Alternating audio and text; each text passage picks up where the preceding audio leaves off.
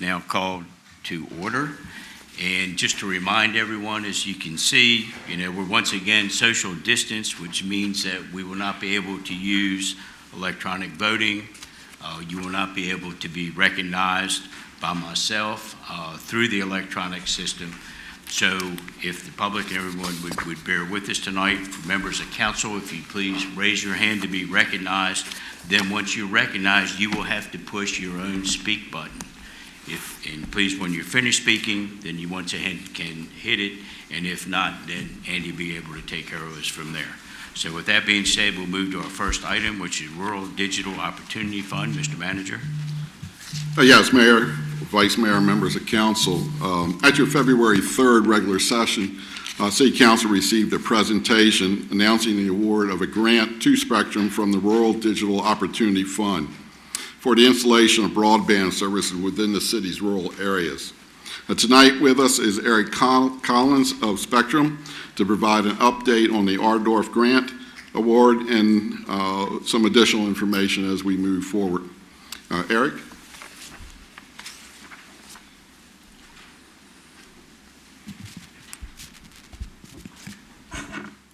Good afternoon. Mayor, City Council, it's always good to be with you in the beautiful city of Suffolk.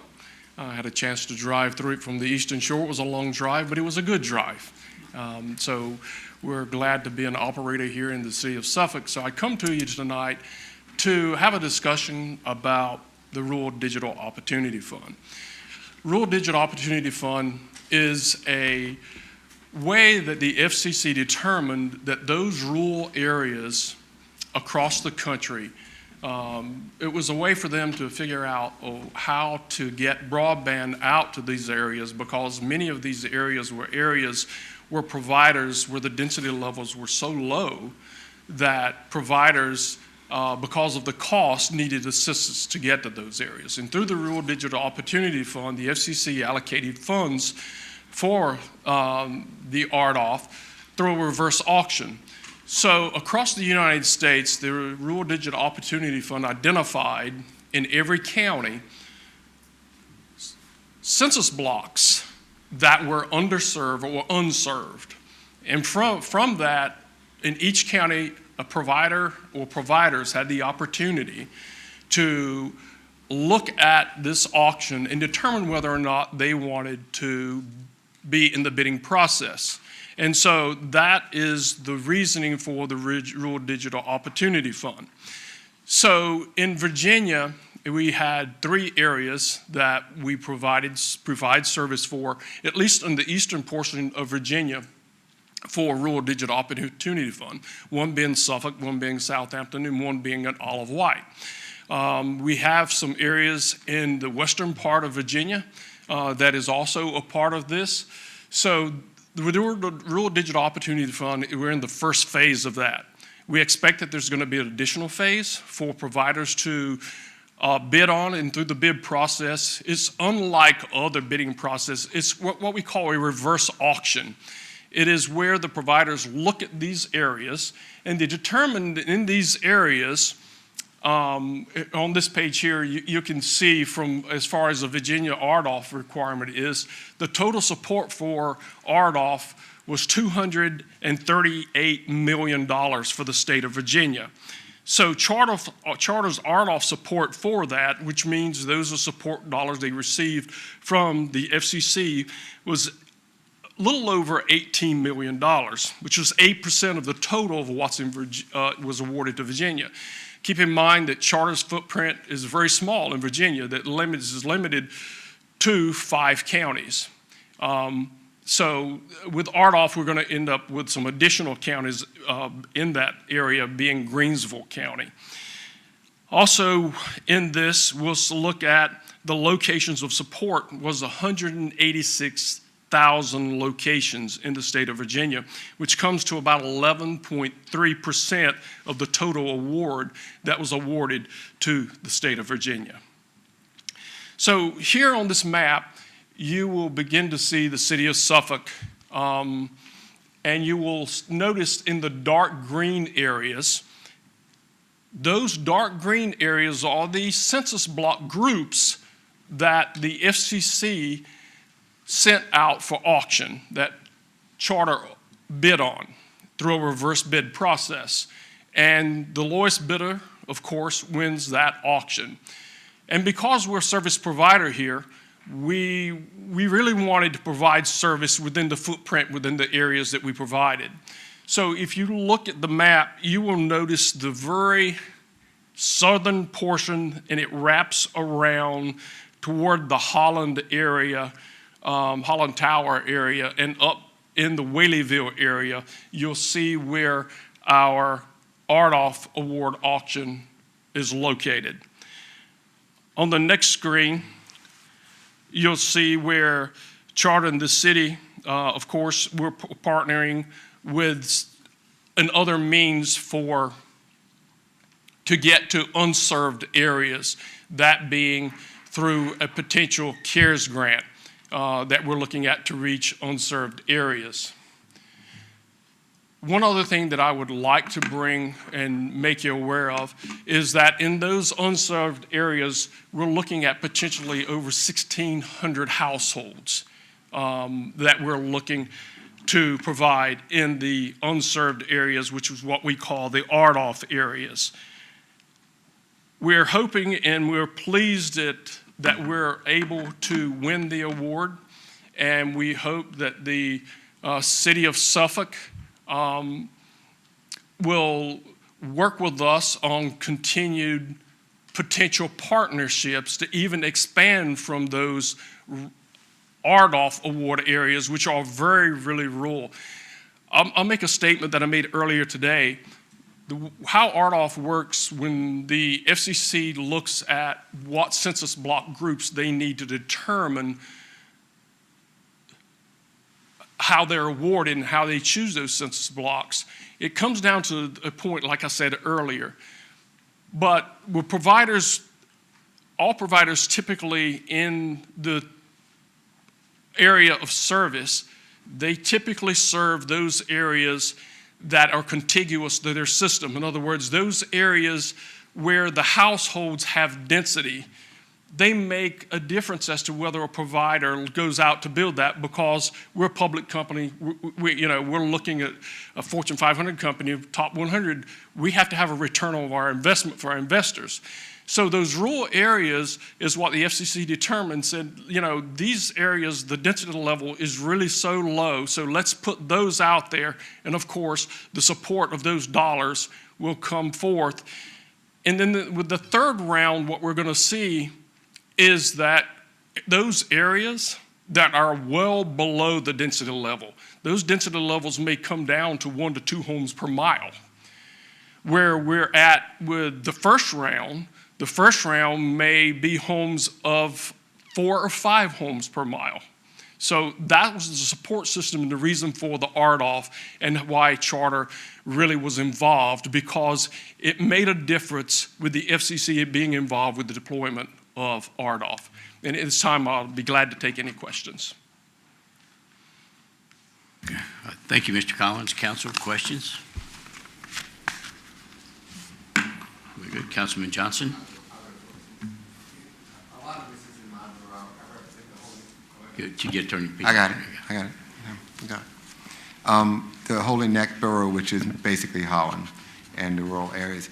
What kind of time frame are you looking at for this to go forward? Yes, sir. Commissioner Holland, from my meeting today and discussions today, it looks like our walkout. Let me give you a time frame based on what RDOF's time frames are. RDOF's time frames are, it has to be completed in 6 years, but 40% has to be completed in the first 3 years. Now, we have committed to building as soon as possible, and we're going to begin to walk out. My understanding is within the next 3 to 4 weeks. So we're looking at, because we have a smaller footprint in the state of Virginia, and we have the manpower that we can go and begin working, so that's what we're looking to do. We're not looking to extend this out beyond, what's the councilmen are looking for at 5 and 6 years. So our walkout begins in 3 or 4 weeks. From that, what a walkout is where our contractor that we hire to go out and physically walk every street in every neighborhood in that green section. They walk it out, they plot every pole where we need to be on the pole, where we need to go underground. They plot out how many houses is there, how many businesses are there. They also plot out whether we need to be underground and if there's any rivers. So it's an entire layout and scope of work. Then it returns and it comes into the design phase. And then the design phase is where the entire system is designed. And then from that point, it is put out for bids to our contractors who bid on building the network. And let me say this, the network is going to be a fiber to the home network. So it's not a hybrid fiber coax system. It's a true fiber to the home network. And again, how many homes are you talking about bringing in? I mean, how many homes will this affect? Did you give a number? I think it was around 1,600. I don't have it right in front of me, Al. I can get that information and give it. And we'll have all the information with Yes. Randa, right, in our department heads, as Yep. far as what's going Yes. to actually happen. So there's going to be a lot of questions when this hits the market, hits the fan, right? Yeah, it's between 16 and 1,700, I believe. 1,700? Approaching 17, I believe. Okay. Okay. So we're looking at possibly in the next 3 years, we'll have some kind of feedback. I mean, things will start. Yes, sir. Pretty quickly. And what I have suggested to city manager, as we go through this process, I'll be glad to come and provide updates to council, because I think that would be really good for the citizens to know where they're at in the process. They're going to know where we're in the process because they're going to see vehicles in the roads doing work or spotting poles. But you know, in rural markets, there's a lot of people that live up a half-mile lane. You know, you may have 4 homes sitting up that lane. So are we ruling those people out? If they're in the green area, these people will all be inclusive, correct or no? Well, what the FCC requirements state is that we have to serve all residents within 1,000 feet of the road front. Okay. Now, because it's fiber to the home, you're not as limited as you are with a coax system. In a coax system, because you're looking at the DV levels dropping, where we limit it to 250 feet per home with coax, Right. fiber's sort of a little unlimited. All right. All right. I hope Thank you. that answers your question. Thank you, it did. Thank you. No question. Councilman Williams? Yes, sir. I represent the Wellerville Borough, which is another rural section of the city. And my question is, with the 1,600 households, how is that 1,600 household, how would that be divided? Is it 800 in the Holland area, 800 in the Wellerville Borough? I mean, exactly half that. Commissioner, if you look at the map, and maybe you get an overlay of the map with the boundaries of the city limits, and you look at the green area, you can identify those RDOF areas that come up into Whaleyville. Because this is a shade of green, but there probably is one other provider potentially that bidded on auction that may have a census block. I'm not sure. We have to take a look at that. But that's how you know where we're going. And it's not a matter of whether there are 800 homes here or 800 homes there. We just know within the census block groups that the federal government gives us, there's so many homes in that census block group. So there is a website that you go to with the FCC. So when you go to the FCC, anyone can pull up this information. A resident can go to the FCC website and they can pull off RDOF award winners. And on that map, a resident can put their address in there and it tells if they fall into an RDOF area. And that's, to answer your question about residents. That's one way they have of doing it, but it's not a matter of whether there are 800 homes here. Everything in the green has to be served. Councilman, as Eric said in the beginning, these are census blocks that the FCC put out for auction, so it was under the FCC control on which homes or which blocks were pulled for auction. Now, I will also, we're working on some other efforts too with Eric, and also we have future VATI grant application. Actually, you have an action on your regular session tonight for a resolution for VATI. All right. So it's my understanding that you're going to have the walkout where you actually have someone actually walk in the streets within 3 weeks from now, correct? 3 to 4 weeks, we're 3, expecting okay. to start walkout. And 40% of the households should be served within the first 3 years? That's correct. That's the FCC requirement. Okay. Yes. And is it safe to say that within the next 6 months, we'll actually see something? Well, what I would love to do is come back each quarter and just provide you updates. Because I know you're receiving questions Yes. from residents. And what you need is answers. And I'm here to provide those answers and answer those questions, if that's pleasing to the council. Any other comments or questions? Vice Mayor, Well, Councilman, you got to turn your speaker on. Councilman Williams asked most question but as far as the bidding process, that has to be awarded before you start doing your survey? That has already been awarded. It's already been Councilman awarded? Bennett. Yes, sir. Okay, It's already been awarded. so it sounds as if this thing is about ready to take off and start moving forward. Right, but because the awards were just announced at the first part of the year, there was actually, the FCC requires a quiet period where we can't even talk about RDOF. So the awards were announced in the first quarter of 2021. So you can see we're pretty aggressive if we're looking to start already doing some walkouts. Okay, but you are not sure that you all going to win the whole Yes. Suffolk area? Yeah, all the green you saw, we won. You won, okay, that was the Yes. question, okay. That was Yes. it, thank you. Exactly right. Any other comments or questions? Mr. Collins, I would say this is, great news in our quest to be able to provide broadband to those areas that don't have it. It's the first step, hopefully in many steps, and to be able to go into Holland and Whaleyville and hopefully serve 1,600 homes plus. And I'm sure with this grant, just like any other type of business, you hit a point of diminishing returns when you start going out. There's not enough users.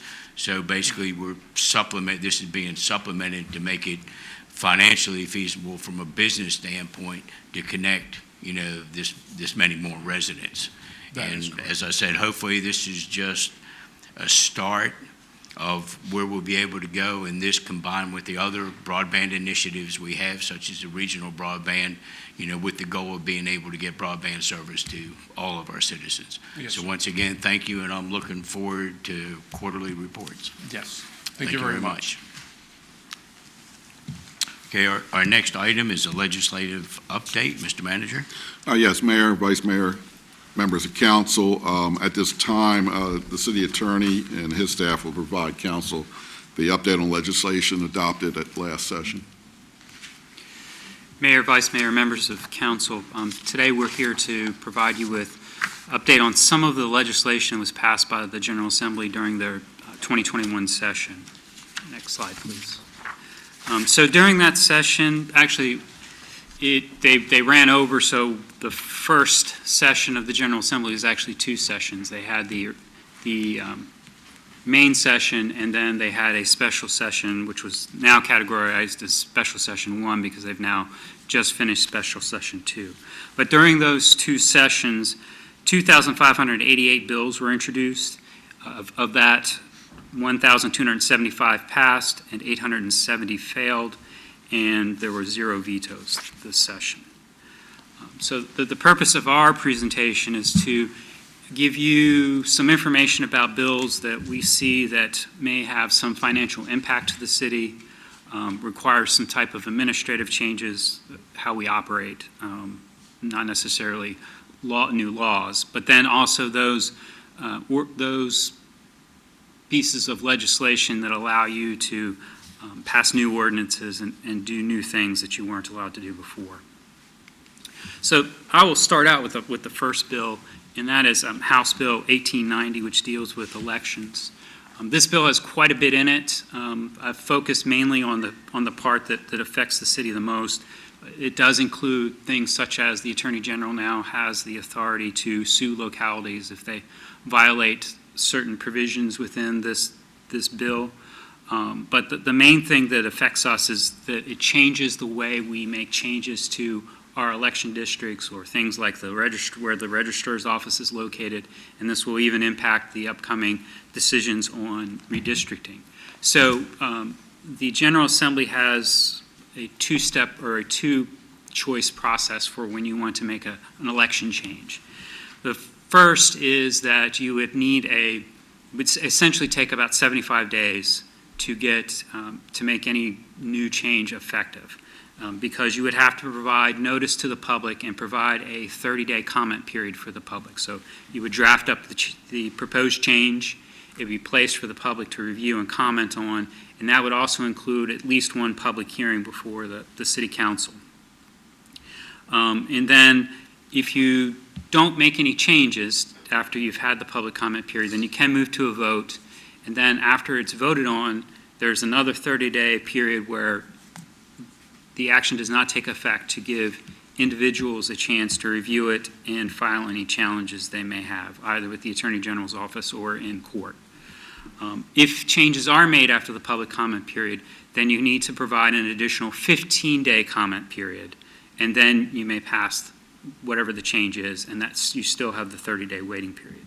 The second option is to, once you've passed the change, to submit the change to the Attorney General for review and to see if the Attorney General is going to lodge any objections. This is similar to the process we used to follow when we had to submit to the Department of Justice for pre-clearance. So pre-clearance now would be provided by the Attorney General. This gives the Attorney General 60 days to review it. So either way you go, there is a delay between when a change is enacted and when a change can take effect. And so we need to be cognizant of that when, for instance, we have a polling place that we find is too large and we need to split it into 2 polling places.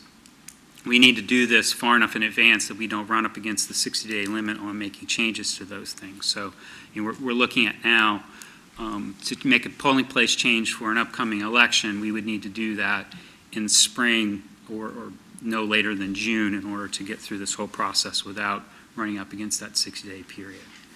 So that's why I wanted to bring that to your attention. It will change how we operate, but it's sort of going back to the same time period that we had before when we were under pre-clearance with the Department of Justice. And now I'm going to turn this over to Assistant City Attorney Sean Dolan to talk about some Freedom of Information Act bills. Good afternoon, Mayor, Vice Mayor, members of City Council, Mr. City Manager. I have 2 items that are changes in the Freedom of Information Act. The first is House Bill 1931, and what this does is provides that if a council member either on the day of a meeting or the day before a meeting advises the mayor, the chair of the body, that she needs to look after a family member due to a medical condition, that member can attend electronically. And that there's a number of meetings that can be handled that way in a year, and in this instance, it would be 25% of the meetings held in a year. The next matter is House Bill 2025, and what this does is excludes from mandatory disclosure personal information that a person submits to members of council and council for the purposes of receiving electronic information or electronic messages. So it used to be only via email, and only to council, where a person, their private information, personal information could be excluded from FOIA disclosure. So if someone is emailing a member directly now, that email address can be protected from mandatory disclosure or other means of electronic messaging, including texting. So that would exclude a person's phone number or other messaging applications. Those are the two slides that I have.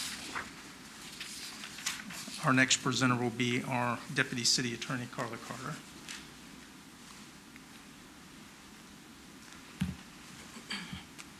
Good afternoon, Mayor, City Manager, members of council. Okay, so let me get this thing going. Okay, so the first bill I'm talking about today is House Bill 2068, which deals with the local food and farming infrastructure grant programs. Several of the bills I'll be talking about are just opportunities for the locality to have access to grant funding for various things related to the environment and/or farming. The first bill I'm talking about today is House Bill 2068. This establishes the local food and farming infrastructure grant program, and it is designed to support projects that promote local food production and sustainable farming.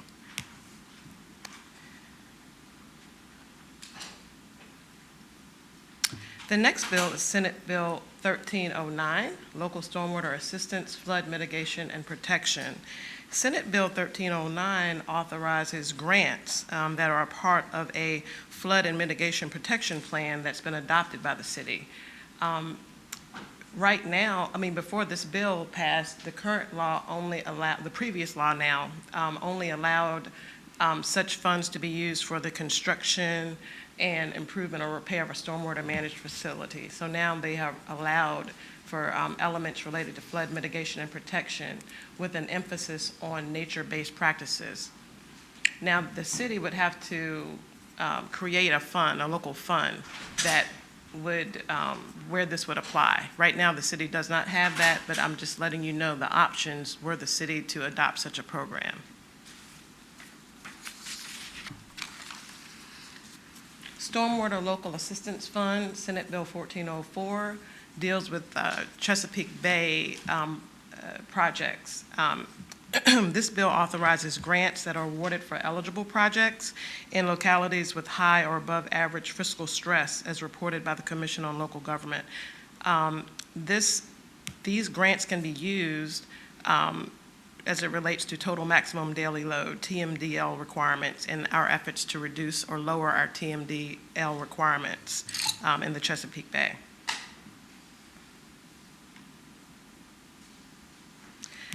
House Bill 1859, Clean Energy and Other Programs, Local Financing when Owner Costs are incurred. This bill changes the parameters for local ordinances authorizing loan contracts for the installation by property owners of clean energy, resiliency, or stormwater management improvements. Now, if we were to adopt such an ordinance, this is going to change the parameters of such a loan program. Any bills that give us opportunities that increase your authority in these areas, even though we may not currently have these programs, we want you to be aware of so that you can consider whether you want to adopt such programs in the city.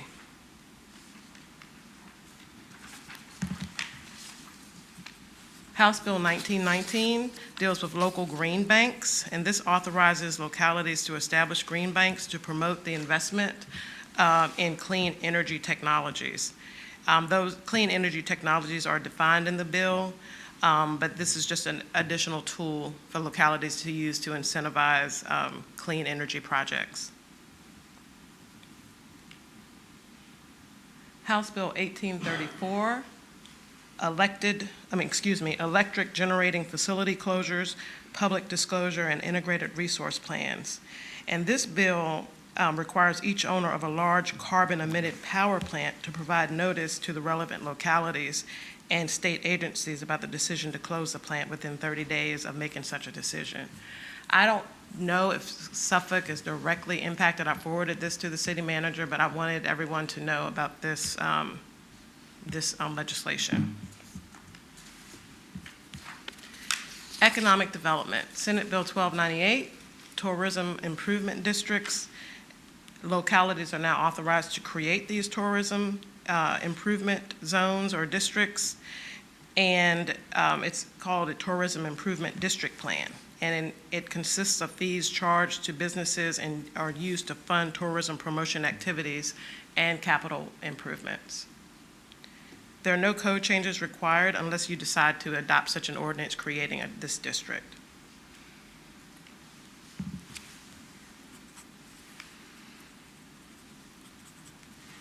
This bill, we seem to bring this to you, some form of this bill every year where they are extending local land use approvals. Now, these extensions have been done to address the COVID-19 pandemic. Before, I believe it was the housing crisis. There were various reasons why these approvals have been extended. Now, the pandemic has given rise to this extension till at least July 1st, 2022. And so that would apply to any approved plans, land use development plans. It would extend the time by which they can start development.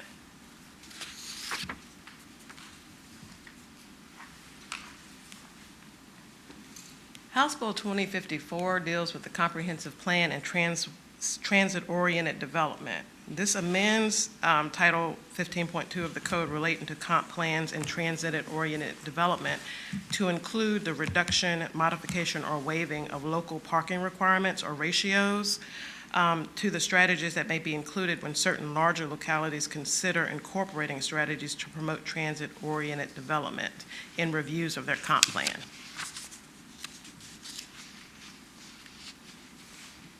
House Bill 2046 is a very comprehensive bill that deals with Virginia Fair Housing Law and unlawful discriminatory practices. Let me get my glasses.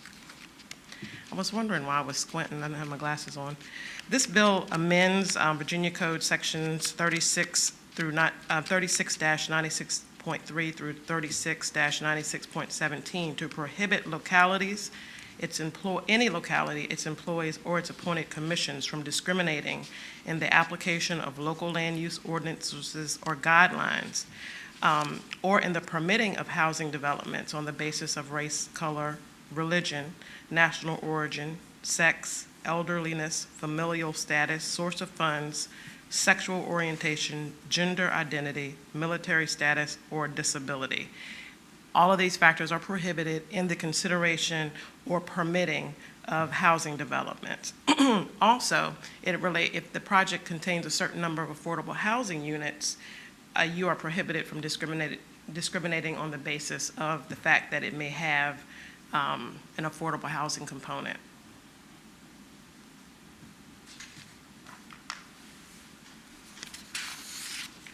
House Bill 2175 deals with homeowners and tenants of manufactured home parks, housing protections, and foreclosures.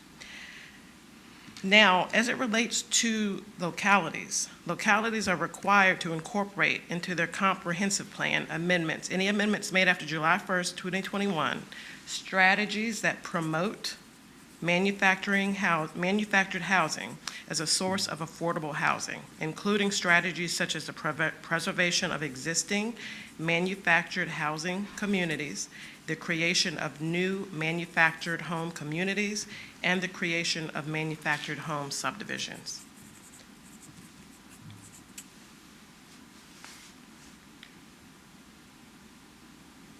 House Bill 1903 authorizes localities, local governing bodies to reduce the speed limit to less than 25 miles per hour, but not less than 15 miles per hour in a business or residential district.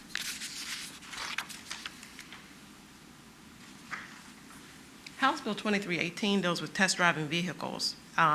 This bill amends the code and authorizes localities by ordinance to require motor vehicle dealers in the locality to notify a buyer or a potential buyer that test driving a motor vehicle in a residence district that has been designated for increased fines is prohibited, unless that buyer or potential driver is driving to and from his residence. So that would conclude my portion of the presentation. I'll be happy to answer any questions at the conclusion about the bills that I've presented. At this point,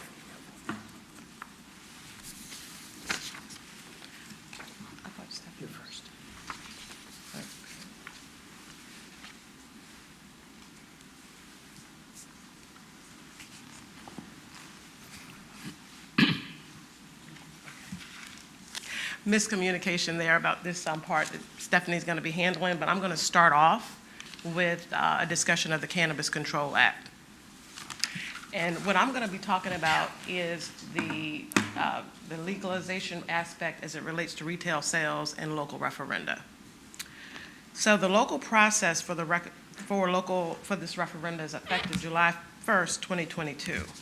And what has to happen with a referenda is that the local governing body passes a resolution to petition the local circuit court for a referendum.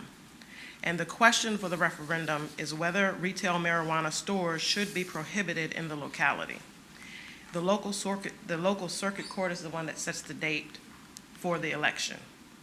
Now, the initial referendum shall be held and the results certified by December 31st, 2022. No initial referendum shall be permitted after January 1st, 2023. So it has to be done and the results certified by December 31st of next year. If the election results in stores being prohibited, if the vote is no, we don't want retail stores, then you can have a subsequent referendum on that question, not more than 4 years after the initial referendum. And if the election results in retail stores being allowed, then you can't come back and have another referendum on that question. And so when we all attended a webinar on this issue, and one of the comments from the attorneys that were presenting on that was that if a locality, because there's such a limited number of retail licenses available statewide, the thought is that if a locality votes no, and then they want to come back and take a bite at the apple within or after 4 years, it's a possibility that there will be no retail licenses available at that point. So that was one of the points that were brought out by the attorneys in discussing this issue. But this lays out for you the procedural steps if you choose to go that way. Whether or not you proceed with a referenda is optional to the locality, is not required. But those are the steps and the timelines that you will have to follow. So at this point, now I'm really going to turn this over to Stephanie to continue discussing this aspect of it.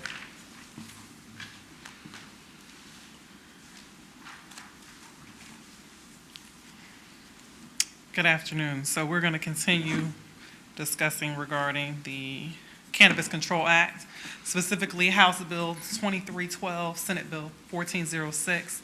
This is the bill that basically legalized marijuana with respect to simple possession, up to 1 ounce of marijuana by persons 21 years of age or older.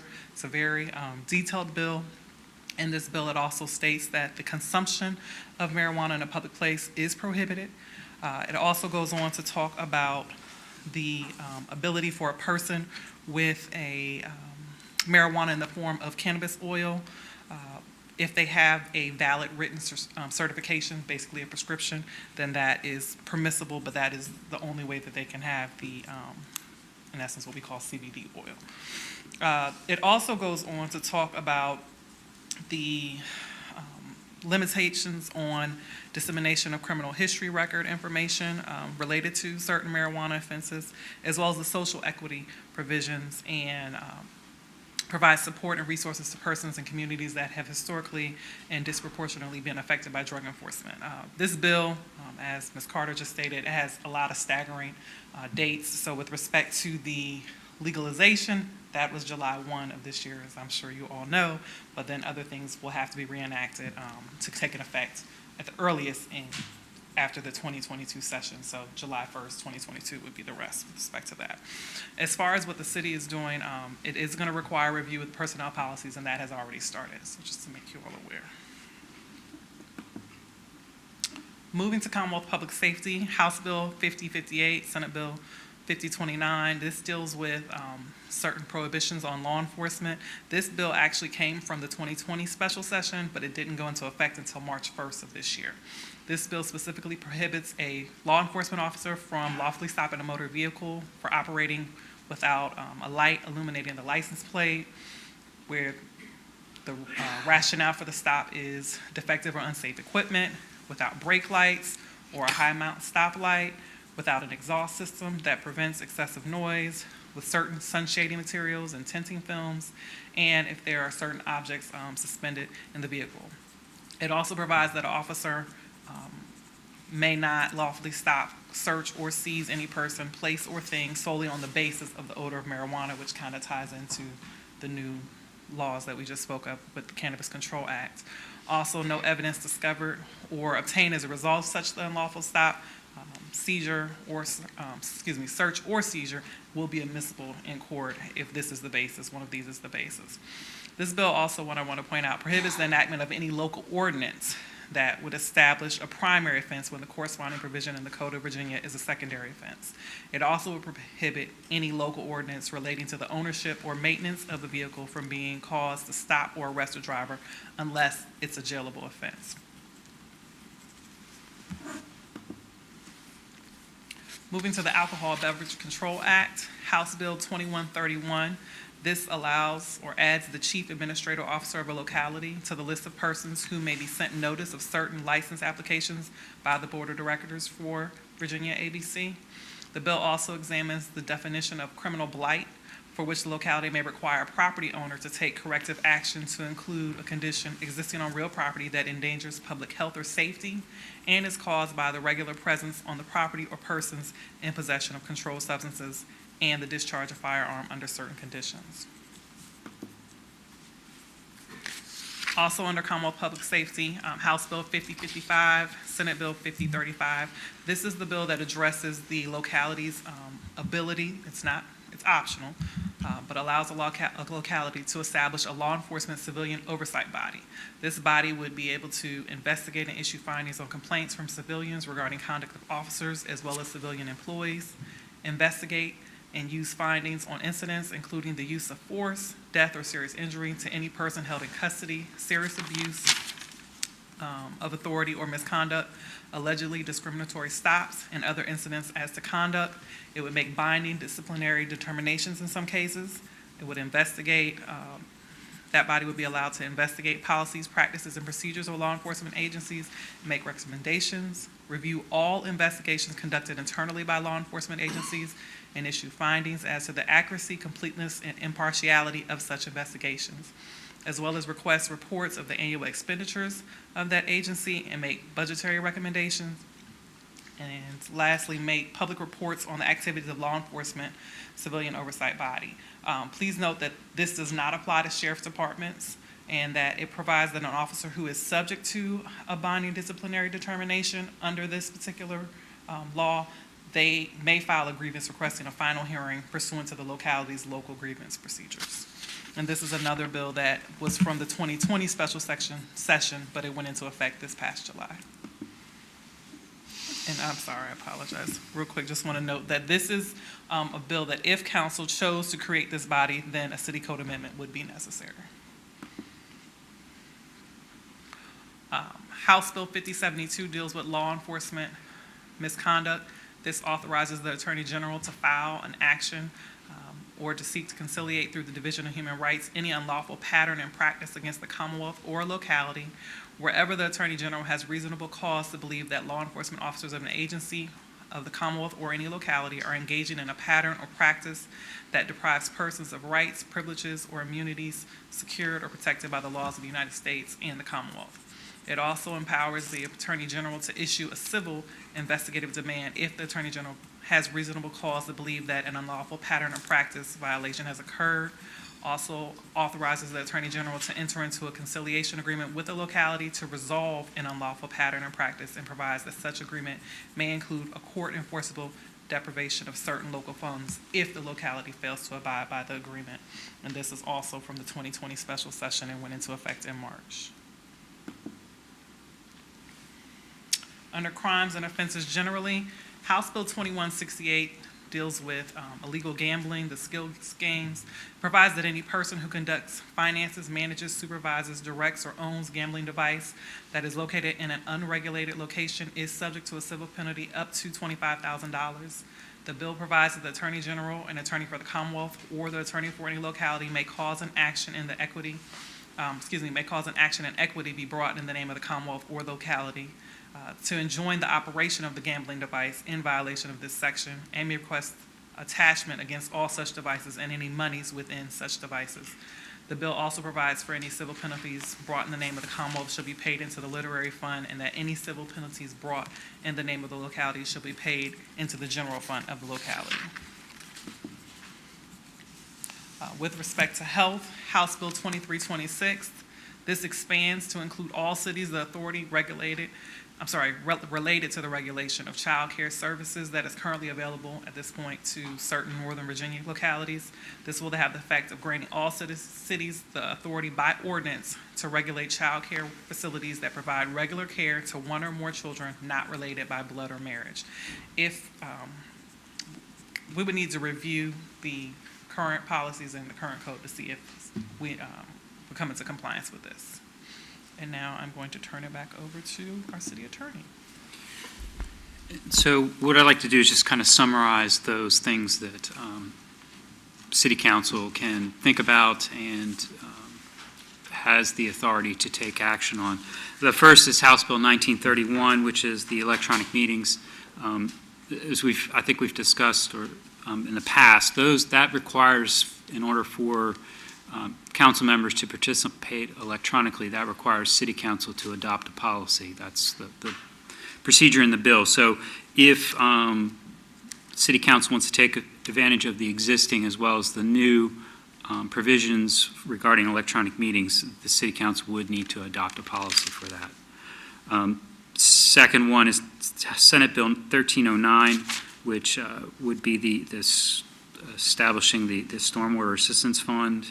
And then House Bill 1859, Clean Energy and Other Programs, the loan financing. And then under House Bill 1919, the establishment of the local green banks. And Senate Bill 1298, the establishment of a tourism improvement district. And then on to the next slide, House Bill 2318, if there's going to be some restriction on test driving vehicles in residential districts. And then Senate Bill 2312, a determination by City Council of whether or not it will seek a referendum on prohibiting retail sales in the city. And then House Bill 5055, which is establishing the Civilian Oversight Board for the Police Department. And then finally, House Bill 2326, adopting any regulations for child care services. And just to let council know, we have provided this information and actually many more bills to the city manager and to the respective department heads for each of these subject areas, so they are aware of these options as well. So we will leave it to city manager or this body to decide whether it wants to come back with any of those items that we've listed, and we'll be happy to answer any questions if anybody has any regarding those bills. Okay, thank you. Councilman Goldberg? Thank you, Mayor. I would like to get copies Yes. of all of those. We didn't have those in there, we're just on the screen, and I'd like to spend more time with them. Yes, sir. And review them, because I have some questions about some of them that I want to look at to make sure I have the proper question for you. We'll provide you with a packet of those bills. Okay, that'd be great. Thank you very much. Anyone else, comments or questions? If not, I've just got a couple comments. I'm glad Councilman Goldberg brought that up. I was going to make that suggestion to make sure that everybody received this presentation. And just in a nutshell, it's almost too much here for me to comprehend. I mean, there obviously are a lot of considerations, large considerations, that we are going to have to deal with. And I think we need to prioritize those, because there's a lot kind of knock them out one at a time. Mr. Hutchins, your list almost corresponded 90% with my list with the bills, both in the Senate and the House, that I thought we would need to address. The referendums, I mean, it's just, obviously we need to ensure that a lot of this information is filtering down to our law enforcement personnel, that the chief's aware of it also, because this is going to be a change of culture for those that have been on the department for some time. You know, it appears just on the surface, without me looking at it, it sure eliminates a lot of probable cause as far as what we can and cannot stop individuals for. I don't know if it means that you still can't write them a summons if they're being pulled over or stopped for a different reason. And I was also curious as far as the marijuana. There's a lot of things to address there, but we talk about what the penalties are if 21 is the legal age for marijuana, which similarly is the legal age for alcohol. So are the penalties relatively the same? And you don't have to answer that. I'm just saying there's a lot of things to be considered. It provided, with us being a Dillon state, obviously it provided us with some additional authority to enact things that we didn't have before. So I think we need to be very deliberate and cautious with what we do decide on. It seems like the Attorney General has been given a lot of authority to where, and I'm not an attorney, but just looking at House Bill 5072, it's not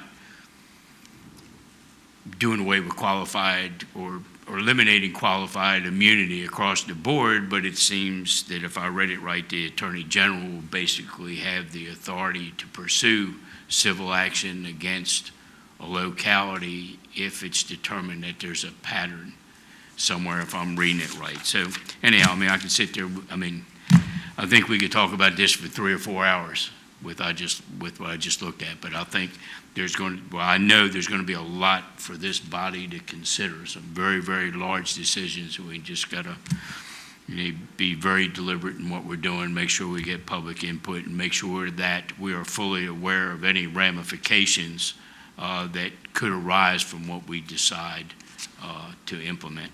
So with that, thank you very much, Councilman Goldberg. Could we have time at the retreat to talk about any of this? Would that be possible? I think probably with the agenda set, I don't think we've can got stick it in time to there? really alter without expanding the time, but I think we can continue to do this in work sessions. Yeah. Maybe tackle them one issue at a time. Well, there's an awful There's lot a in lot. this. There's a lot in this. I think we And- could take each one Oh, of my these. goodness gracious. Yeah, I think we could take each one of these and spend an hour in Hours. the work session. Yeah, and So- some I honestly don't agree with. I'll tell you right up front, from what I saw today, there's a few there that I have a question about. And so, I think we ought to spend some time with this, because I'm concerned about if we put an ordinance out or a policy out, I want to make sure that we're doing the right thing for our citizens. Absolutely. Anyone else? Any other comments? If not, thank you very much, Mr. Hutchins and your staff. And our last item is the Department of Human Resources update. Mr. Manager? Yes, Mayor, Vice Mayor, members of council, the Director of Human Resources, Robin Wynn, will provide the Department of Human Resources update. Now, the update will cover 2 ongoing initiatives within the city. First, Robin will discuss the city's COVID-19 mitigation program and in policy. In the second half of the presentation, we'll give you an update on the compensation study. Robin? Thank you. Good evening, Mayor, Vice Mayor, members of council, city manager, city attorney. Thank you for the opportunity to present these 2 brief updates. I won't go through them since the city manager introduced them, so I'll just go ahead and get started. The first is an update on the COVID-19 mitigation program. Now, what is that? The COVID-19 mitigation program is designed to support the city's ongoing commitment in keeping all of our employees safe. Today, I'll provide just a really brief overview on it. Okay. So this program is effective October the 1st. However, we wanted to make you aware of this evening. We're still working through logistics and preparing for the launch, but we wanted to make sure that you had ample time to be aware of this, because we are starting employee communications this week as well. The program is designed to give the employees the choice of showing proof of vaccination by providing a copy of his or her immunization record, or submitting to a COVID-19 test result to HR on a prescribed basis. We're still working through that schedule under the direction of the city manager, so we are still working through that. So there'll be more detail at my next presentation, but there will be at least, at minimum, testing at least twice a month, at minimum. One of the things that we want to be very clear about is that being vaccinated is not mandatory, and it is not a condition of employment. Again, we stress that employees will have the option of being vaccinated or submitting to a test. So if an employee says, hey, you know what, I really don't want to share my immunization record with you, and at that point, we will treat that employee as if they're unvaccinated, and we will ask him or her to take the test on a weekly, or take the test as prescribed. For those that are unvaccinated, same thing, they will be required to take the test. We do have a portal. Oh, I'm getting ahead of myself. Program cost, any associated program costs certainly will be covered by the city. So we anticipate those costs possibly to be testing related or vaccine related. At this point, we are still covering vaccination cost, if that should occur, through the employee's health insurance, especially for those that are insured by the city. For those that are not, we've only had a couple of those cases, and we've worked with the doctor or the clinic on those. So the procedure is for the employee to show proof by providing one of the following documents, and they only have to do it one time. So they can show us the COVID-19 vaccination record card, which is the white card that people received once they were vaccinated, or they can show us a copy of the pharmacy record of vaccination, which if someone, for example, went to Walgreens, their information is contained on the Walgreens site, and they would just have to download that for us. Or the person could provide their state-issued immunization record. I believe it's the Department of Health has actually made that readily available to people. You actually can fill out an online questionnaire, provide some information, hit and submit, and your immunization record is returned to you immediately. And it's all done online. So it's no longer do you have to mail in or go to the Department of Records to obtain that information. I gotta put my eyes back on. Okay, so employees will be sent a link on August the 25th, which is next Wednesday, that will allow them to declare their vaccination status. The link allows them to select vaccinated, unvaccinated, or partially vaccinated. The link is available on any smart device, so they can use their phone, computer, laptop, iPad, whatever works for them, certainly will be available, will work for us. And then we also are making additional computing or technology resources available so that if they don't have those devices, they can just come in and see us, and we'll help them get that information. For those that are unvaccinated or partially vaccinated, there is a testing requirement, but that does not start until October the 1st. Again, October the 1st, employees will be required to submit a negative test result within the testing window, whatever that is. And then the managers will certainly be contacted if someone tests positive. We will follow our normal CDC guidelines and work with that employee to make sure that they're getting the proper medical attention. Employees, we are still following all safety protocols. So unvaccinated and partially vaccinated employees will be required to wear a face mask or some sort of covering indoors during working hours, except when they're alone inside of a private office. And we are certainly providing that same guidance to partially vaccinated employees as well, to make sure, again, that we keep everyone safe. We are still encouraging vaccines. The city certainly will cover the cost. Again, as I said before, if it's not covered under the employee's insurance, we also have encouraged the managers to work with employees wanting to be vaccinated, especially if the employee can only find an appointment during working hours. We are asking the managers or the leaders to work with that employee and allow that person the opportunity to go and get the vaccine. So what's our timeline for all of this? This week, we met with the department heads earlier this week. I believe that was Monday. And then later this week, the city manager will send out another communication to all employees explaining the data collection process that will start next Wednesday.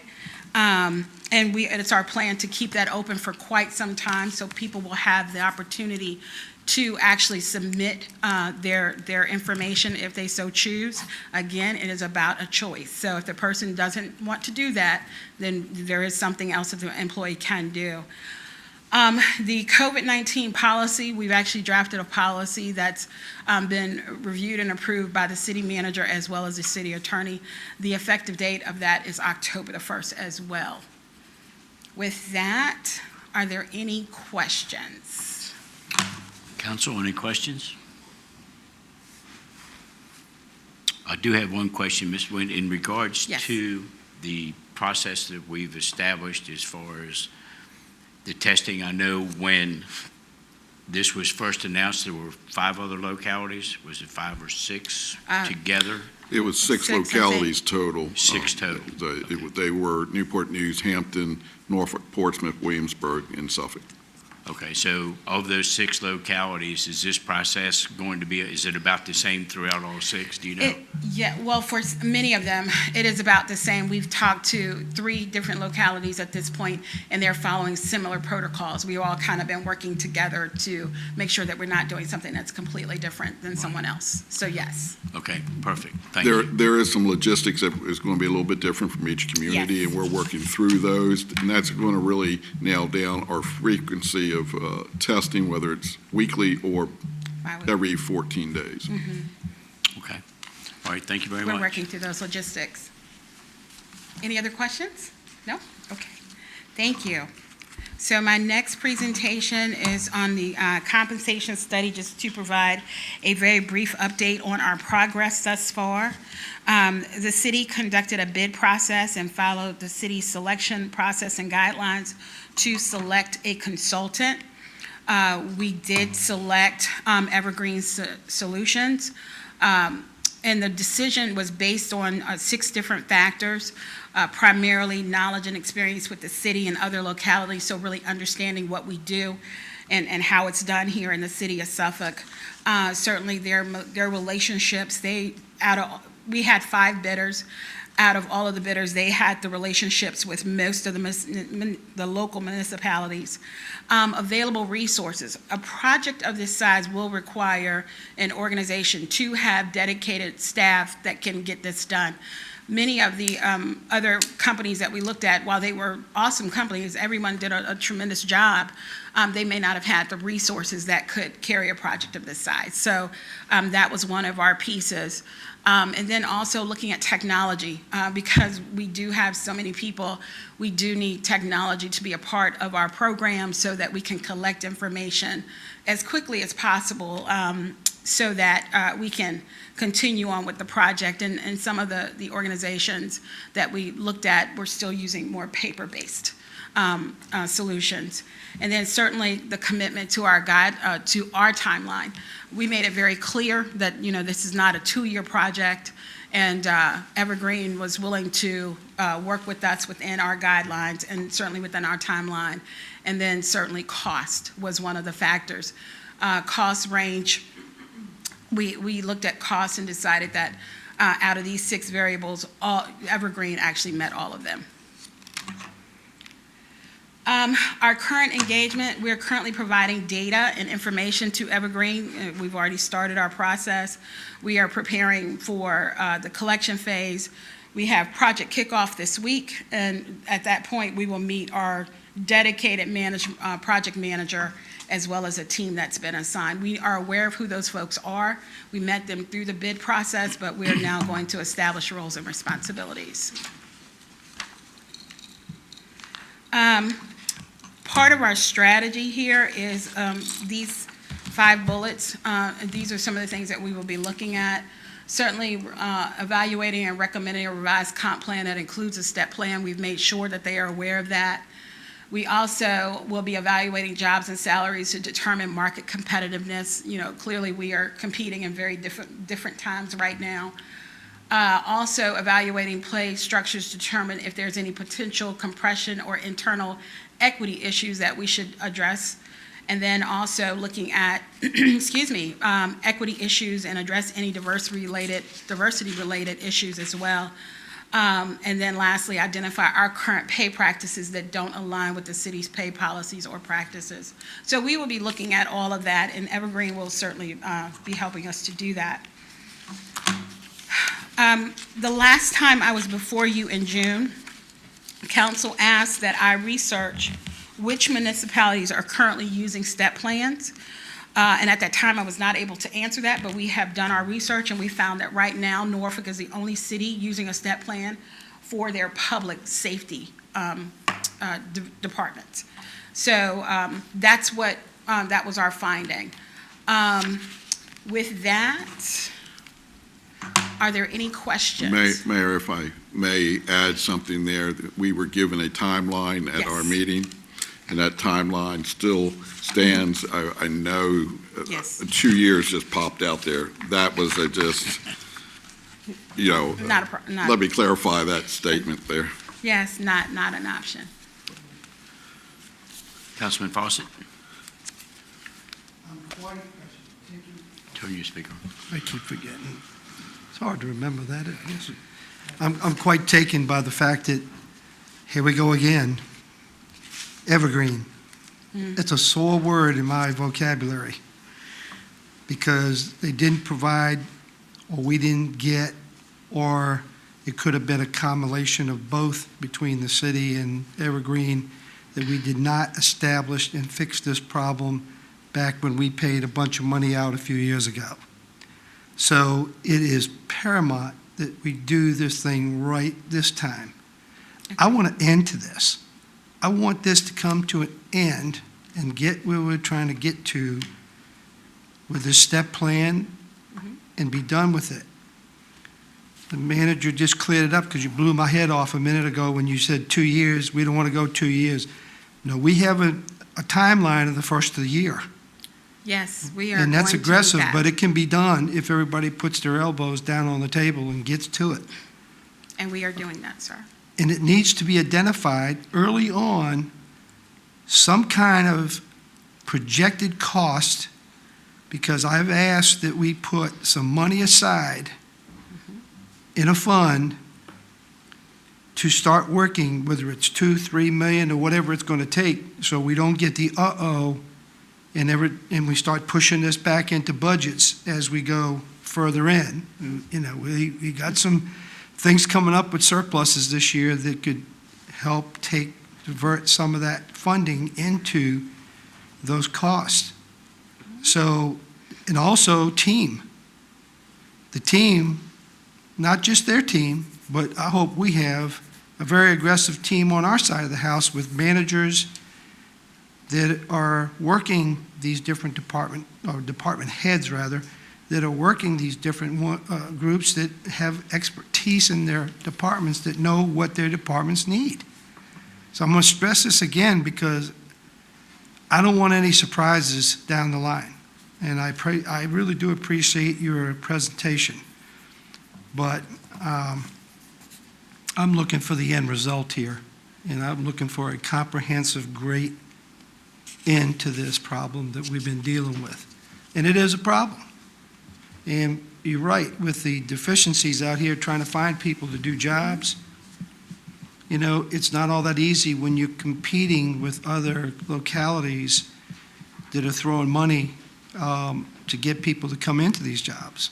So, we gotta make our pot as sweet as some of the others. And I don't care what the other cities are doing, to be frank with you.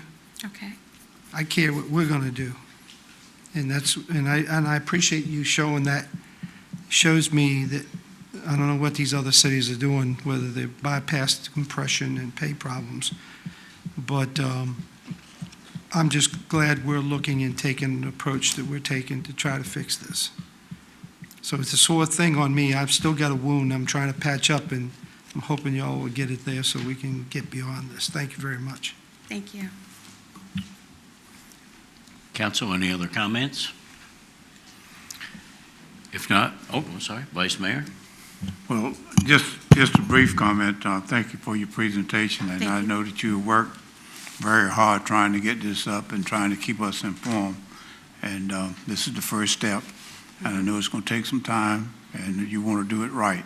Absolutely. So we're here to try to support you with getting it right, doing it right. Mhm. And the dollar amount, as Councilman said, it's going to be a big difference. So we're going to have to be looking at that, so no surprises with the amount of money it's going to cost when it comes up, because it's going to be scales that has to be changed.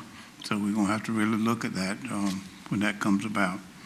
So the other thing sort of get me a little bit. I just keep seeing your plate getting fuller and fuller with, and with now you're saying you're going to have to be working with the testing and all during the weekend. I don't know. I just look like it's a lot there that's. Well, rest assured, there are some incredible HR people that are backing me up. I'm just the voice and the face, but I have a team of people behind me that are working very hard to meet all of our projects and our commitments, as well as our timelines. So everyone's working really hard to do that. And certainly our city manager is very aware of our plate and our platters, and he certainly is very supportive of us as well. Well, I appreciate that, and I hope that you have the help that you need, and not where it's going to put you where you can be in a bind and start falling by the wayside with some of the things people we are asking you to do. No, Thank thank you you. very much for that recognition. Anyone else? Any other comments? Ms. Nguyen, thank you very much for your efforts. And just like the Vice Mayor said, I know you do have a lot on your plate right now. Hopefully we'll be able to put some of that behind you, even though with what I just saw in the legislative update, you're going to probably be involved in a lot of those decisions too that we got to live with. And moving forward with the study, I'm not sure I think Chesapeake's doing one also. Yes. I'm not sure whether Green Tree's doing theirs, Green Springs. Evergreen. Anyhow, whether they're doing Chesapeake's or not, but one thing we did mention when we discussed it was in regards to funding. So as we get further into the process, once maybe we can get a feel for the fiscal impact, the city manager will make us aware, and we can kind of get ahead of the curve in regards to financing, so that doesn't become an issue. Once the study is completed, we will be financially in a place to implement it, with our goal in mind of being that July 1st. So once again, thank you very much. Thank you. And that concludes our items for our work session. It's my understanding that we do have a motion for a closed meeting this evening. Madam Clerk, if you would please read that motion for consideration. Pursuant to Virginia Code Sections 2.2-3711A8 and A1, consultation with legal counsel employed by a public body regarding specific legal matters requiring the legal advice of such counsel, and the discussion, consideration, or interviews of prospective candidates for appointment and the assignment, appointment, and performance of specific public officers or appointees of the city, specifically the appointments as shown on the attached list for vacancies or term expirations of the Agricultural Advisory Committee, the Clean Community Commission, the Clean Community Commission Keep Suffolk Beautiful Executive Board, the Community Policy and Management Team, the Early Childhood Development Commission, the Economic Development Authority of the City of Suffolk, the Fine Arts Commission, the Historic Landmarks Commission, the Human Services Advisory Board, the Library Advisory Board, the Local Board of Building Code Appeals, the Parks and Recreation Advisory Commission, the Paul D. Camp Community College Board, the Sister Cities Commission, the Suffolk Redevelopment and Housing Authority Board of Commissioners, the Planning Council, and the Wetlands Board. Thank you. Motion's been presented. Vice Mayor? Move for approval. Moves for approval. Do we have a second? A second from Councilman Goldberg. Any discussion of the motion? Hearing none. Madam Clerk, please call the roll. Councilmember Butler Barlow. Yes. Councilmember Fawcett. Yes. Councilmember Goldberg. Yes. Councilmember Johnson. Yes. Councilmember Ward. Yes. Councilmember Williams. Yes. Vice Mayor Bennett. Yes. Mayor Duman. Yes. The motion is approved by a vote of 8-0. That concludes our work session, and we'll reconvene at 6 p.m.